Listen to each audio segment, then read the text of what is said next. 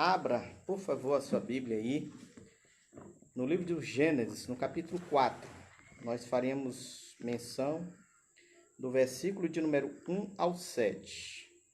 O tema da nossa pregação hoje é o culto aceitável a Deus, que diz assim: coabitou o homem com Eva, sua mulher, e esta concebeu e deu luz a Caim. Então disse: adquiri um varão com auxílio do Senhor. Depois deu luz a Abel, seu irmão. Abel foi pastor de ovelha e Caim lavrador.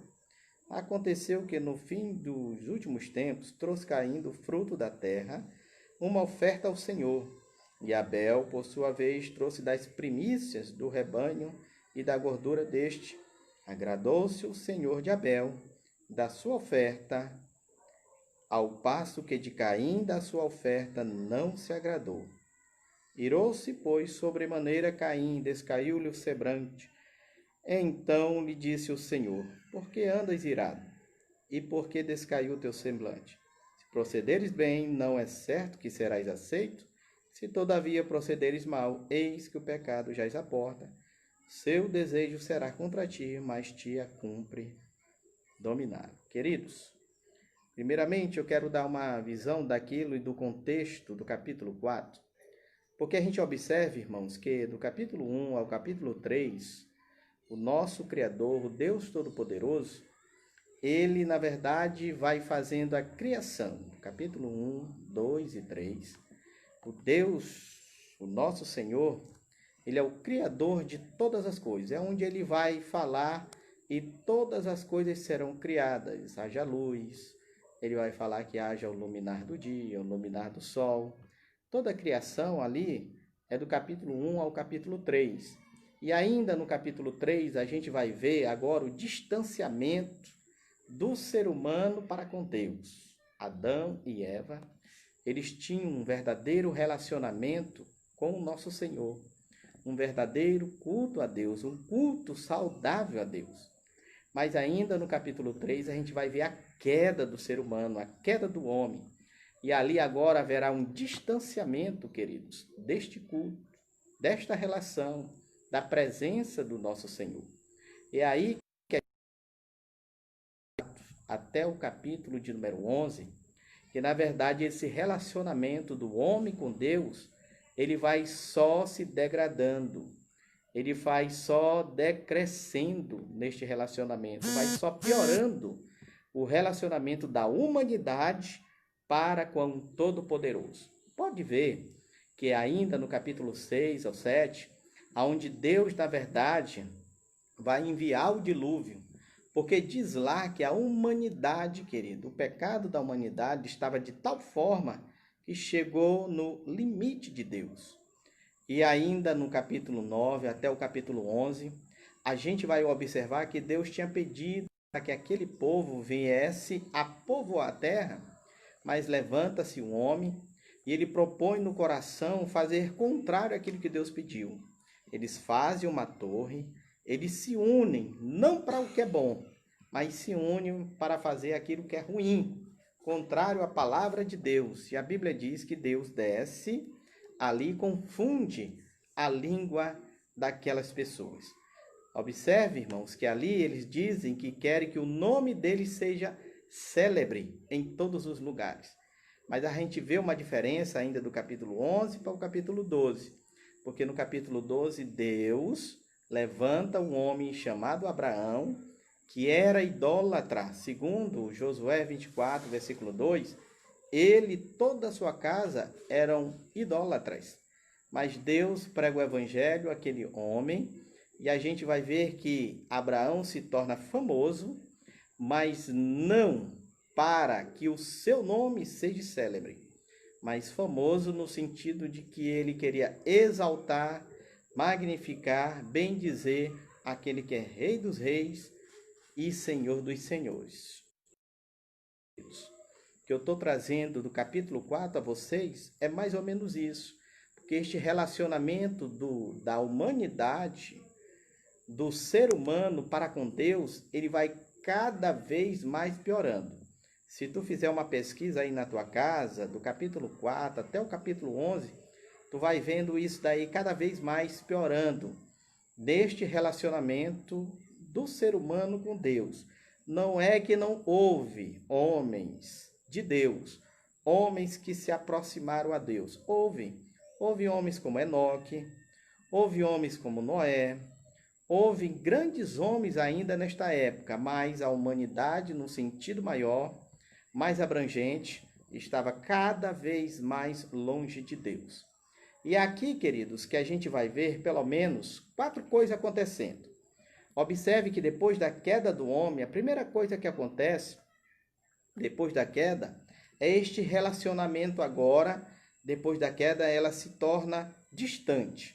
É a primeira coisa que acontece. Segundo, a gente vai ver uma queda sociológica, no sentido de que agora a mulher, o próprio Adão vai dizer para Deus, Deus pergunta a Adão, Adão, quem mostrou a tua nudez? Ele culpa a mulher que tu me deste, Deus, foi ela que fez isso.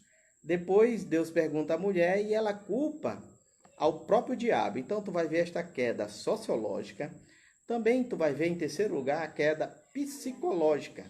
Observe, meus irmãos, que diz lá que eles não se envergonhavam antes da queda. Adão e Eva, eles se olhavam nus e eles não se envergonhavam, mas depois da queda, agora há uma queda psicológica. Eles se olham, agora eles se envergonham, a ponto deles se cobrirem. Também a gente vai ver, em quarto lugar, a queda ecológica, depois do ser humano pecar. Essa queda ecológica no sentido de que Deus olha para Adão e diz, a terra é maldita por tua causa. E nesta queda, meus irmãos, a gente observar também, quando ele diz que a terra é maldita por causa do homem, diz o próprio apóstolo Paulo em Romanos 8 que a terra geme. Então a gente vai ver depois da queda várias quedas, tanto sociológica, psicológica, ecológica. E a pergunta que nós devemos fazer é: por que a oferta de Abel foi aceita diante de Deus? E por que a oferta de Caim ela não foi aceita diante do Senhor? Quando nós lemos no capítulo 4, que eu vou ler aqui para você e ainda em diante, diz assim, do versículo 3 em diante, aconteceu que no fim dos tempos trouxe Caim do fruto da terra uma oferta ao Senhor. E Abel, por sua vez, trouxe das primícias do seu rebanho e da gordura deste. Aí diz, agradou-se o Senhor de Abel e da sua oferta. A primeira coisa que nós temos que observar é que Deus, nesta oferta, nestas duas ofertas, e o contexto aqui, irmãos, é de culto. Culto a Deus.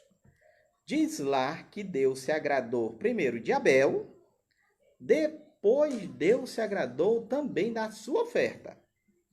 E também diz que Deus não se agradou primeiro de Caim, ou seja, da pessoa de Caim, e depois Deus não se agradou da sua oferta. Alguns chegam a especular e dizer que Deus não se agradou da oferta de Caim porque Caim era lavrador, no sentido de que Caim trouxe da sua oferta, vamos dizer assim, legumes. Alguns chegam a achar que Deus não era vegano ou vegetariano e Deus não gostava de legumes. Deus talvez não gostasse de tomate, Deus talvez não gostasse de alface, Deus talvez não gostasse dos pepinos. Alguns chegam a especular isso, que Deus não se agradou da oferta de Caim, porque Deus não era vegetariano. Mas Deus se agradou da oferta de Caim, porque Deus, na verdade, gostava era de uma carne gorda. Deus, na verdade, gostava era de uma carne assada, de uma picanha assada. Alguns, queridos, acham por essa ótica. E quando a gente vai observar nas Escrituras, o próprio livro de Levítico vai dizer que lá existia uma oferta de manjares e foi Deus que pediu, irmãos. Os manjares ali eram legumes, eram ofertas na época que eram pedidas pelo próprio Deus. Então, a gente já observa que o que Deus se agradou não é da questão de que Abel trouxe carne, porque talvez Deus não gostasse de legume, e Caim trouxe só as verduras. É aí aonde nós vamos ter a compreensão desta noite. E a minha oração é que o Espírito Santo, querido, coloque a sua palavra em nosso coração e o entendimento, a clareza e a revelação desta palavra em nossos corações. É aqui que eu quero trazer para os irmãos o que agradou e o que não agradou. E uma das primeiras coisas que nos chama a atenção nesse contexto de culto, onde Abel e Caim estão cultuando a Deus, trazendo essa oferta, é que o primeiro homicídio, irmãos, foi dentro de um culto. Tu já observou? O primeiro homicídio que acontece no início da humanidade é dentro de um culto. Nós sabemos que Caim matou Abel. Mas eu quero especular com vocês aqui e aprender por que Deus se agrada da oferta de Abel e por que Deus não se agrada da oferta. Qual é o culto, o verdadeiro culto a Deus? O culto que é aceitável diante de Deus. É isso que nós temos que compreender aqui nesta noite. Primeiro, a gente vai ver, queridos, que no contexto deste culto, Abel Deus pela fé. E já nós vamos compreender isso daqui. Já Caim, ele é alguém que achava que Deus não precisava de nada. Deus, na verdade, não precisava do melhor. Deus, na verdade, não ia observar aquilo que ele ao próprio Senhor. Caim é daqueles tipo de pessoa que traz é aquele tipo de pessoa que, na verdade, é desleixado na presença do Senhor. Caim, meus irmãos, na verdade, é aquele que se rebela contra Deus. E nós vamos entender daqui a pouco isso. Primeiro, eu quero trazer aqui uma visão de toda a Escritura, de como dentro do próprio culto há esses dois tipos de pessoas. Aqueles a quem Deus se agrada da sua oferta, do seu culto, e aqueles que, na verdade, Deus não se agrada deste culto. E é aqui aonde eu quero que nós venhamos aprender da palavra de Deus. Observe, observar na tua casa aí, abrindo a tua Bíblia. Eu não vou pedir para que tu venha abrir em todos esses capítulos que eu vou falar, porque senão a mensagem vai ficar comprida demais. Mas eu vou falar aqui de alguns capítulos e depois você pode observar mesmo, estudar na sua própria casa.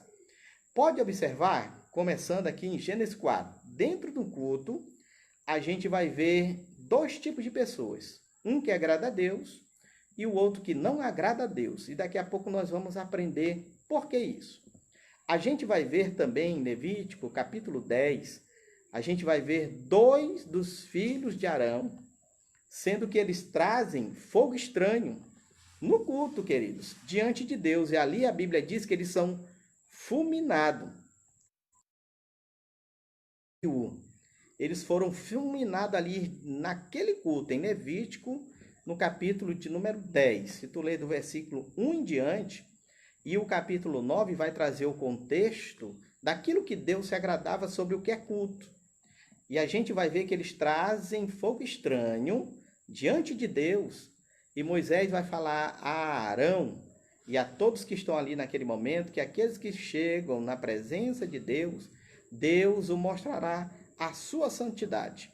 E o fogo consumidor de Deus atingiu aqueles dois jovens, dois sacerdotes, e eles morreram ali na mesma hora.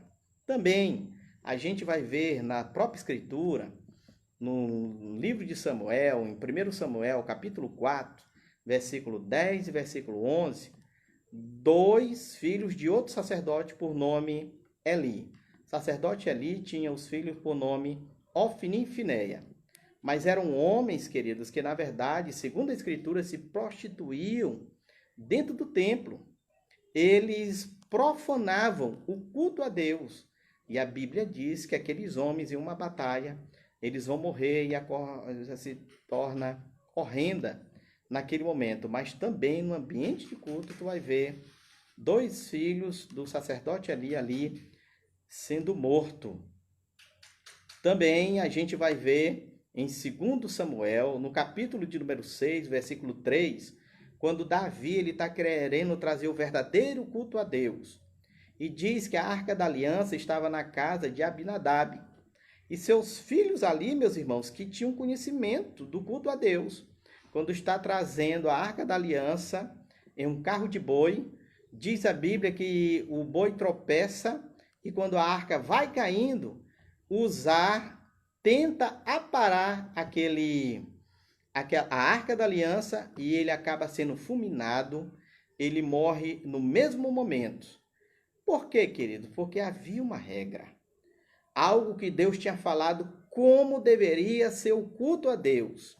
E aquilo não foi observado. Um certo Leonardo Revenil chega a dizer, meus irmãos, que na verdade, se hoje existisse a Arca da Aliança e aquele carro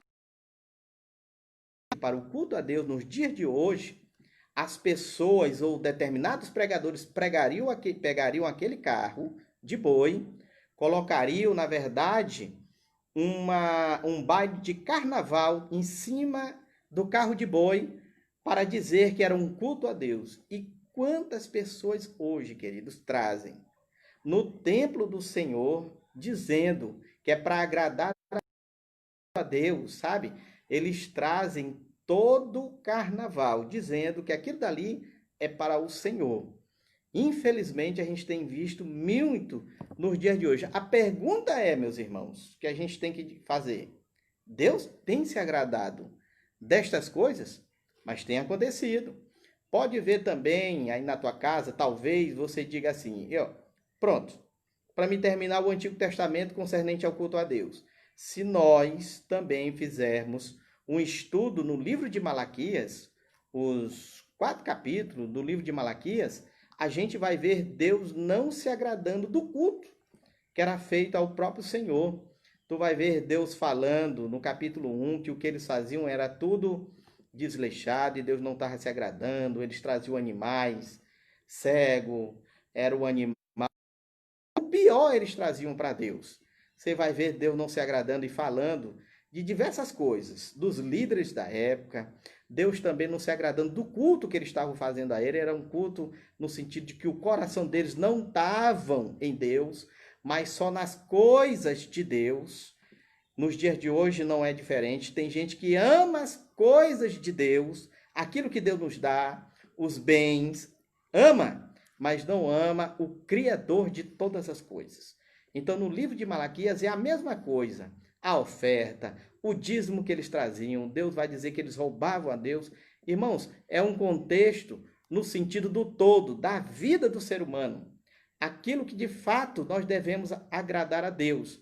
E a gente vai ver que o próprio livro de Malaquias, que é um culto segundo a Deus, eles não estavam também agradando a Deus. Aí talvez você pergunte: mas pastor, o senhor tem mencionado aí o Antigo Testamento, mas nos dias de hoje, do Novo Testamento, na igreja neotestamentária, essas coisas acontecem.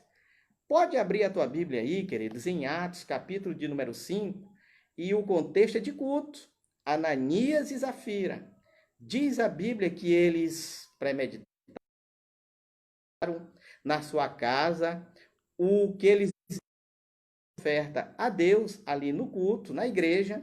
E a Bíblia diz que na conversa deles, eles disseram: nós vamos dar só a metade daquilo que nós temos, né?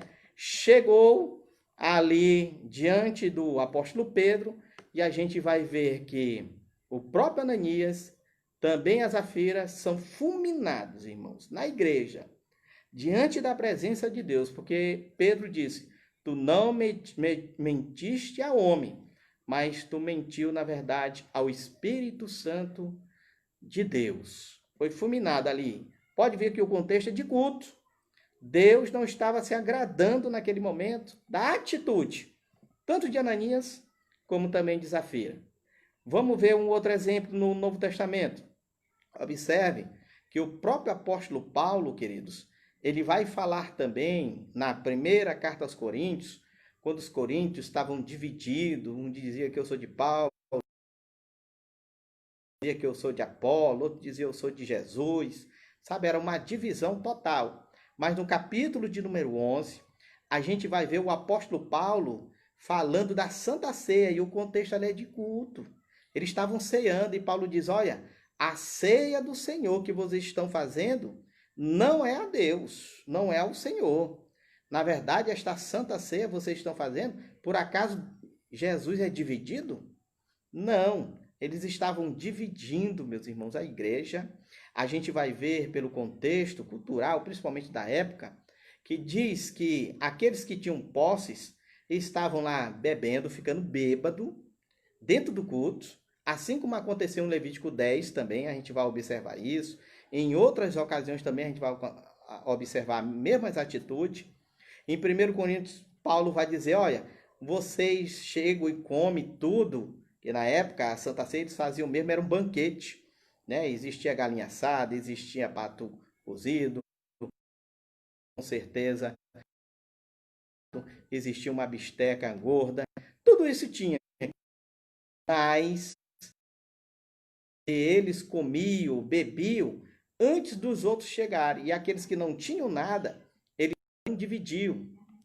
Eles, na verdade, meus irmãos, não estavam dividindo junto com os seus irmãos. Então, queridos, o culto a Deus ali naquele momento não estava agradando ao nome do Senhor.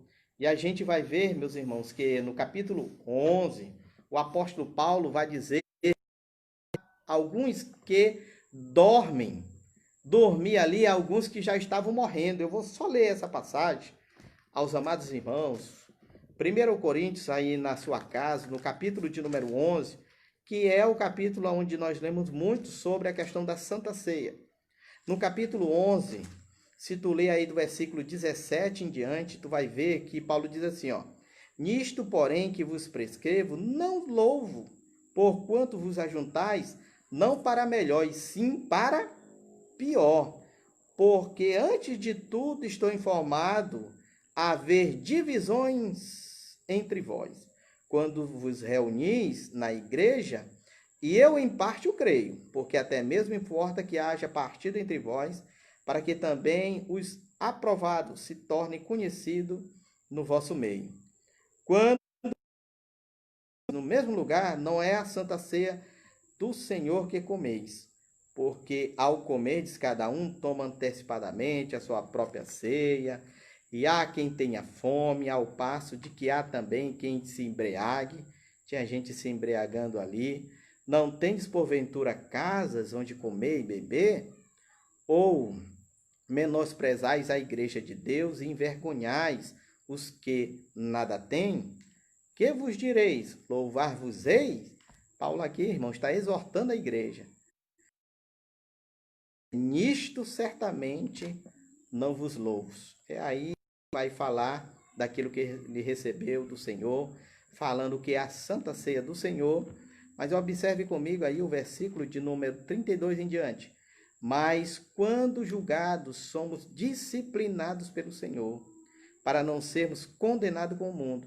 Assim, pois, irmãos meus, quando vos reunis para comer, esperai uns pelos outros. Se alguém tem fome, come em casa, a fim de que vos reunides para juízo. Quando as demais coisas eu ordenarei, quando vos ter convosco. O apóstolo Paulo aqui no capítulo 11, irmão, está exortando os irmãos, na verdade, concernente ao culto que estava acontecendo ali. Pode ver que desde o Antigo Testamento até o Novo Testamento, você vai ver o apóstolo Paulo, né, a própria Bíblia, exortando aqueles que, na verdade, estavam cultuando, mas, na verdade, estavam entristecendo ao nosso Senhor. Em toda a Bíblia, Deus, ele vai falando com a sua igreja, com o seu povo, com aqueles que são escolhidos. E aqui que nós temos que eu quero fazer com vocês aquela pergunta que eu fiz ainda no início. Por que Deus aceitou a oferta de Abel e Deus não aceitou a oferta de Caim? Primeiro, a de Caim eu falei para vocês que ele trouxe de qualquer jeito. Ele era um cara fechado, leva que Agora, a de Abel, meus irmãos, a gente vai ver que o sacrifício de Abel, a Bíblia diz que foi pela fé. Aonde está isso? Eu quero que tu abra aí comigo na tua casa em Hebreus, capítulo de número 11, o versículo de número... Hebreus, capítulo de número 11, por favor. É ali onde é escrito sobre a galeria dos heróis da fé. Vai falar de todos aqueles que morreram pela fé em Cristo Jesus. Mas Hebreus 11, versículo de número 4, observe aí na sua casa o que diz a palavra do Senhor. Pela fé, Abel ofereceu a Deus mais excelente sacrifício do que Caim, pelo qual obteve testemunho de ser justo, tendo a aprovação de Deus quanto às suas ofertas. Por meio dela, também mesmo depois de morto, ainda fala. Observe que o versículo que o autor dos Hebreus escreve, ele começa dizendo assim, ó, pela fé, Abel ofereceu a Deus mais excelente oferta. A oferta de Abel, meus irmãos, na verdade, era pela fé. Já eu te dou esta pergunta, porque primeiro a gente vai ter que entender quais são aqueles que andam pelo caminho de Caim. Observe, meus irmãos, e eu quero que tu abra a tua Bíblia aí junto comigo, na primeira carta de João, aí no final da Bíblia, no capítulo de número 3. Se tu abrir aí, só para a gente ter aqui o entendimento daqueles que não estão agradando a Deus nos cultos. Entendeu? 1 João, o capítulo de número 3, são aqueles que andam pelo caminho de Caim. E nós vamos ter a compreensão de quais são aqueles que andam pelo caminho de Abel. 1 de João, capítulo de número 3, versículo de número 11 e 12 diz assim. Pode ver, queridos, que aqui do capítulo 3, o contexto que João está falando é de amor. Mas não quer dizer que ele não exorta. Ele exorta aqui muitos falsos mestres. Mas o versículo 11 e 12 diz assim, porque a mensagem que ouviste desde o princípio é esta, que nos amemos uns aos outros, não segundo do e assassinou a seu irmão. E por que assassinou?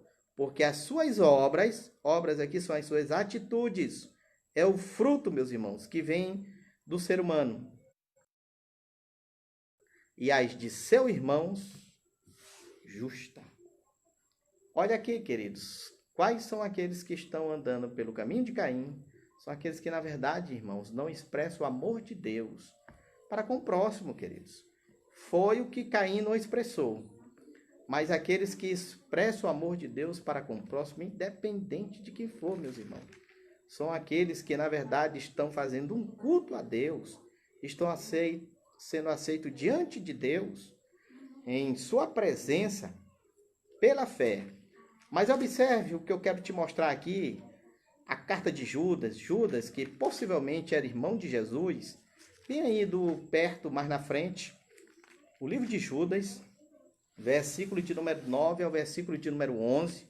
Observe quais são aqueles que também têm a atitude e andam pelos caminhos de Caim. O livro de Judas só tem, na verdade, versículos. É o versículo de número 9 a 11, diz assim, ó. Contudo, o arcanjo Miguel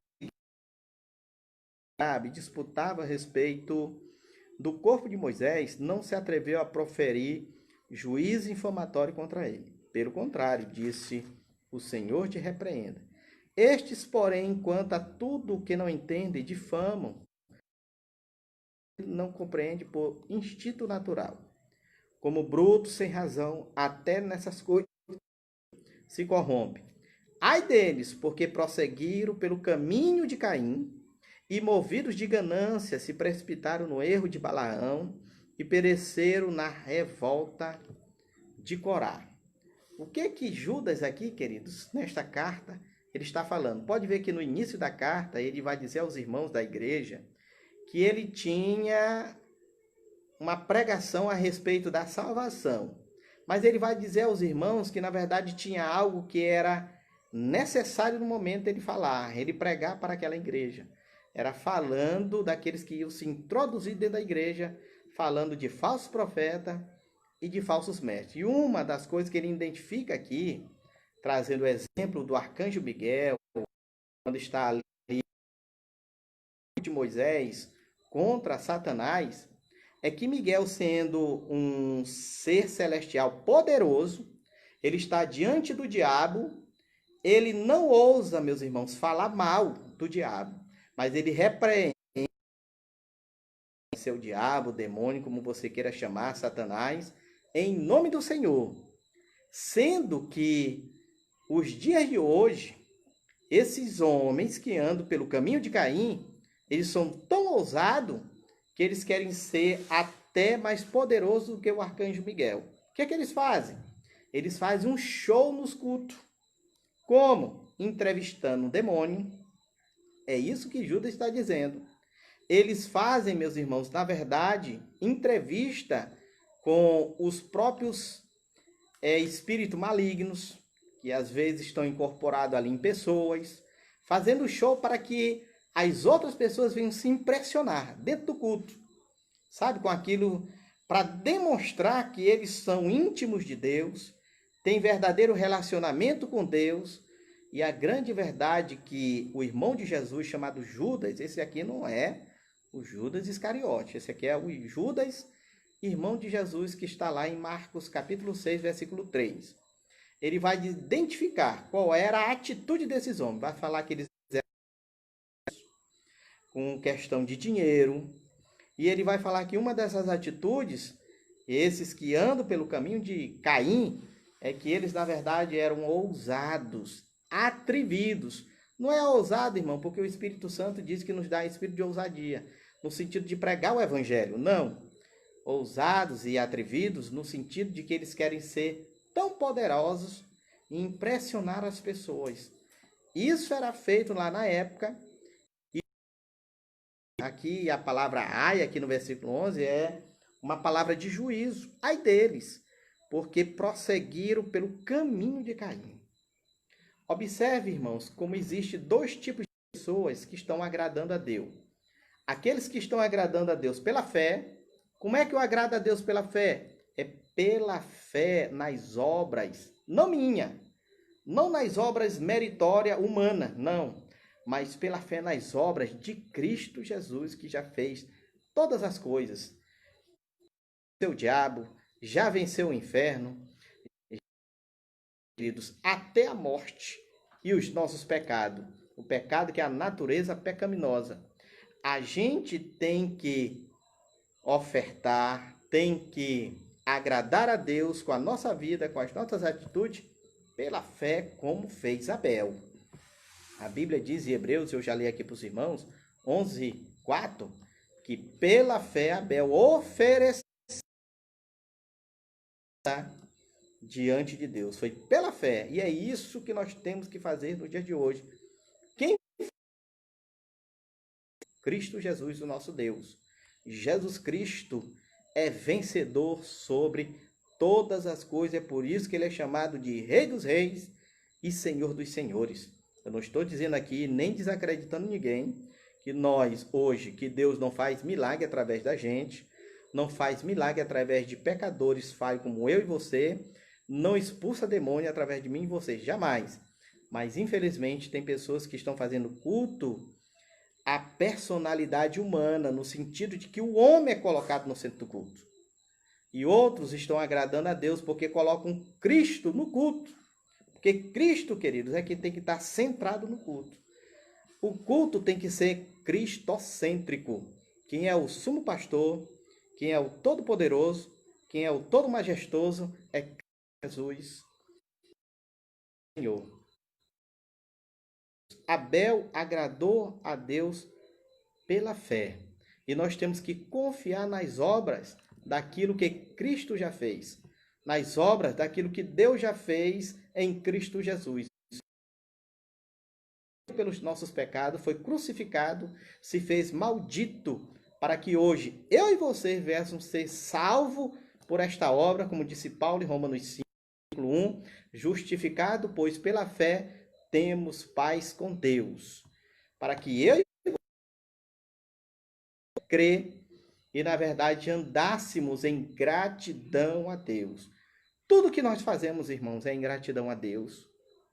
Quer comais, quer bebais, fazei tudo para a glória de Deus. O nosso dinheiro é para a glória de Deus. O nosso trabalho é para a glória de Deus. O nosso culto é para a glória de Deus. O nosso ministério é para a glória de Deus. Os nossos bens é para... Tudo é para a glória do Todo-Poderoso. Louvado seja o nome do Senhor. Amém, meus irmãos? Eu quero encerrar, querido, em Romanos, capítulo 12, para você ver como Paulo ele já tratava dessa questão do culto a Deus. Romanos, por favor, capítulo 12, 2. Eu já estou encerrando a minha palavra aqui, diz assim: Rogo-vos, pois, irmãos, pela misericórdia de Deus, que apresentei o vosso corpo por sacrifício vivo. Olha aí, deu o vosso corpo por sacrifício vivo, santo e agradável a Deus, que é o vosso culto racional. Agora, olha o que ele diz: e não vos conformeis com ele. O século tem uma forma, tem um molde, irmãos, tem um modelo. Ele diz, não se conforme com isso. Tem gente se conformando com este século. Irmãos, se pergunte, quando você vai no culto, você vai feliz, alegre, para adorar o Deus a quem você serve? Ou, quando chega no domingo, eu acho que hoje eu não vou, não. Quem disse, meu amado, que tu tem direito a fazer esse tipo de coisa? Nós depender de qualquer coisa. Se as coisas estão dando ruins, se as coisas estão boas, tudo é para a glória de Deus, meus irmãos. Que relaxam. Olha, cuidado, porque a pessoa pode estar andando pelo caminho de Caim. Agora, olha o que ele diz, mesmo com este século, mas transformai-vos pela renovação da vossa mente, para que experimente seja boa, agradável e perfeita a vontade de Deus. Irmãos, transformação aqui, queridos, a palavra no grego é a ilustração do casulo. Você vê ali que é uma coisa feia o casulo, né? Mas ele vai se transformando, acontece uma metamorfose. E daqui a pouco tá uma linda borboleta. E é isso, queridos, que nós temos que buscar. Essa transformação, meus irmãos, ela é diária. Sabe, o velho homem tem que morrer e tem que nascer na gente todos os dias, queridos. O novo homem, que é Cristo Jesus, em nossas vidas. O velho Adão sempre vai querer prevalecer, mas a gente tem que buscar a palavra de Deus, porque este novo homem, meus irmãos, ele vai renascendo nas nossas vidas e é ele que faz habitação em nossas vidas, como disse Paulo em Efésios capítulo 5, versículo de número 18. Não vos contenda do Espírito Santo, e é isso que nós temos que fazer. Não tinha Deus como prioridade. Abel tinha Deus, meus irmãos, como prioridade, como disse Jesus. Em Mateus capítulo 6, versículo de número 33, Jesus diz, buscai em primeiro lugar o reino de Deus, e as outras coisas serão acrescentadas. Que busca, queridos? Primeiro, são as outras coisas, e não Deus. Temos que buscar primeiro a Criador, e não depois, queridos, essas coisas são acrescentadas. Na verdade, Caim não tinha o seu coração a Deus. Era alguém que fazia as coisas de qualquer jeito, e infelizmente a gente ainda vê, meus irmãos, no dia de hoje. Caim era alguém que não se arrependia, queridos, diariamente. Abel era alguém que oferecia sacrifício ao Senhor, porque se arrependia todos os dias. Ele sabia, meus irmãos, que ele deveria se arrepender todos os dias da sua vida. Por isso que a oferta de Abel foi pela fé, queridos. E é pela fé que nós temos que oferecer a Deus o nosso culto. Ele acontece desde quando nós levantamos. À noite nós só consumamos aquilo que nós já fazemos todos os dias da nossa vida. Nós temos a semana toda para trabalhar, para granjear, Aí tem gente que no primeiro dia da semana relaxa, faz de qualquer jeito e não adora a Deus como Deus verdadeiramente tem que ser adorado. E nós temos que aprender isso em nome de Jesus. O exemplo de Caim, eu quero terminar a minha palavra, é como aquele filho mais velho lá de Lucas 15, onde fala do capítulo das coisas perdidas. O filho mais velho e o filho pródigo. O filho pródigo saiu e foi para o forró do talo, foi para a prostituição, brincou com as prostitutas, gastou todo o seu dinheiro, foi buscar ajuda aos amigos. Tem um momento que ele diz assim: levantar-me-ei, Pai. Já Caim é aquele que estava dentro da igreja, queridos. Ali o contexto também é de culto, mas você sabe que Caim achava que o filho pródigo não poderia ser salvo. Porque Caim diz quando o irmão dele chega: Pai, eu sempre estive aqui e tu me deu uma festa. Era ingrato, irmão. Tu nunca me deu uma festa, tu nunca matou nenhum cabrito. Tinha problema até com cabrito, entendeu? Mas este aí que teve com as meretrizes, aí agora tu vem e o abraça, tu faz uma festa, tu mata o boi cevado. Ele nem chama ele de irmãos, queridos. Deus usou de misericórdia comigo e com você. Quem éramos nós? Quem somos nós, na verdade? Nós não somos nem dignos de estar na... Nós só podemos estar na presença de Deus em Cristo Jesus. Hebreus, o autor aos Hebreus 4, ele vai dizer: entremos em Cristo Jesus na presença de Deus. Cristo nos dá a sua oportunidade de estar na presença de Deus agora, queridos, falando com Deus. Mas isso não quer dizer que o prostituto, a prostituta, aquele que está na lama, aquele que está destruído, derrotado, também não é nosso irmão. É o nosso irmão, meus irmãos. Nós não somos Deus para saber. O propósito maior, quem tem é Deus. São os nossos irmãos. E nós temos que abraçá-lo, nós temos que ajudá-lo naquilo que nós pudermos. Então, que nós possamos nos arrepender a cada dia e fazer como disse Paulo em Romanos 12, né? O versículo de número 2. Não vos conformeis com este mundo. Algumas Bíblias chamam com este século, mas transformai-vos. A renovação da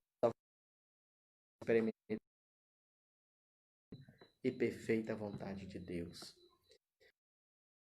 Seja como aquele casulo que se transforma a cada dia e que um dia nós possamos ser como uma borboleta sendo abraçado pelo nosso...